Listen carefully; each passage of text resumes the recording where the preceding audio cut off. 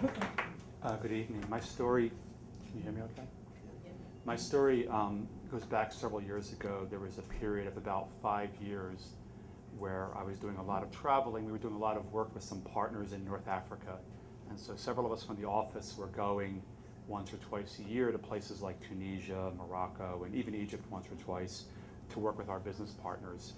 And I came to love traveling to that part of the world because it's sort of just different enough. So it's not like some places in Europe where you can have a hotel room across the street from a McDonald's and a Starbucks. But it's also not like some places in Asia where I've been where you don't recognize the food on your plate and you decide it's better not to ask.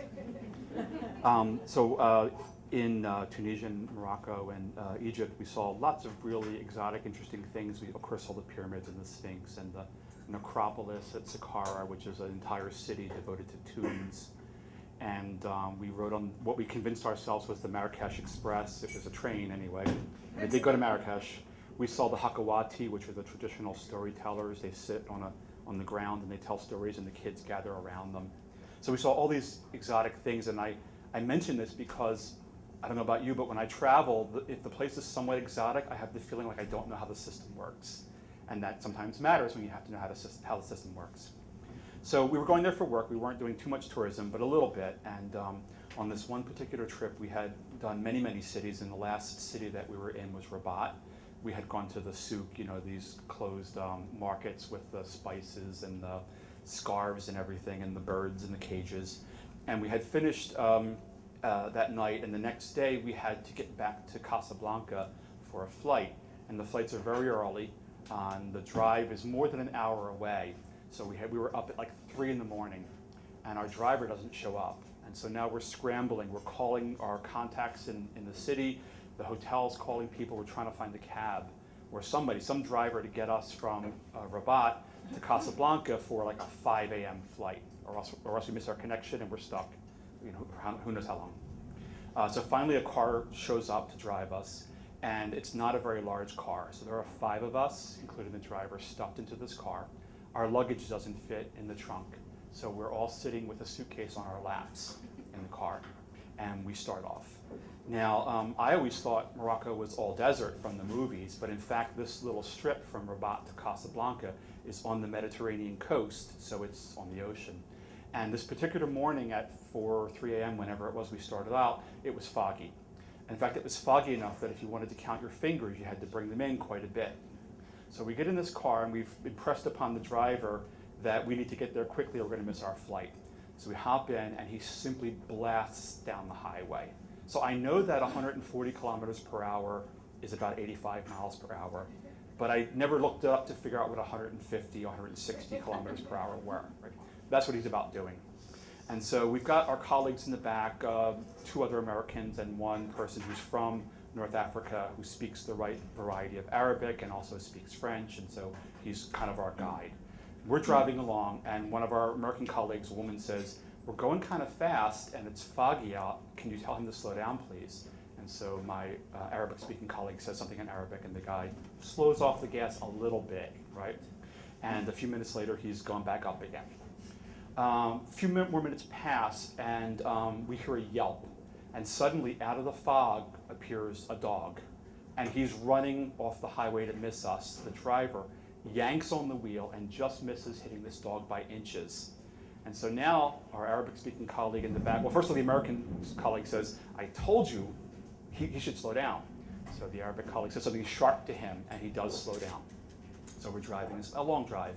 So we're jet lagged, we haven't gotten a lot of sleep, we've been in many cities. It's early in the morning, tired, dark, the motion of the car makes you sleepy, so we start nodding off one by one. And I notice all my colleagues are asleep, and I'm also starting to fall asleep too. And you know that feeling like when you start to fall asleep and your head comes forward, and the motion of your head coming forward makes you jerk back your head up and you wake up again? So that was happening to me from time to time. I was like, doing this, right?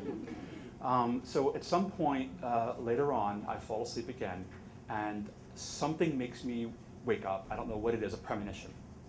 And you know how they say when something traumatic is about to happen to you, it slows down? Well, for me, it doesn't do that. It turns into individual photographs. So this is what happens. I wake up, and the first photograph is nothing. It's just fog. I see only fog. click. The second photograph are two police officers standing in the middle of the road.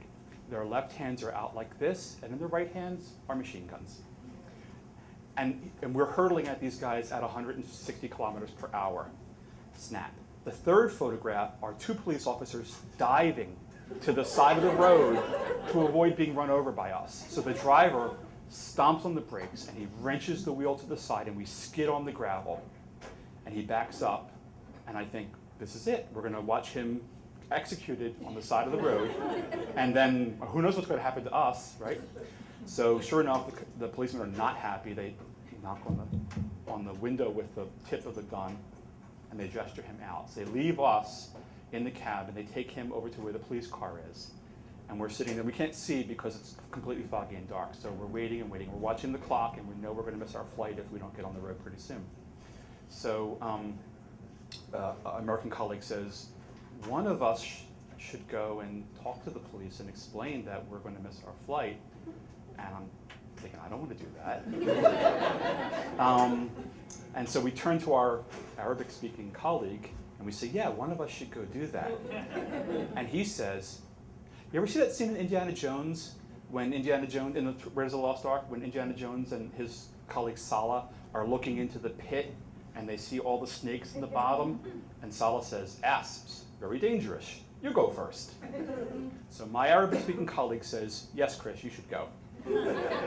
Right now I speak English and high school French, but he's convinced that somehow I'm going to do a better job of getting myself shot than he is.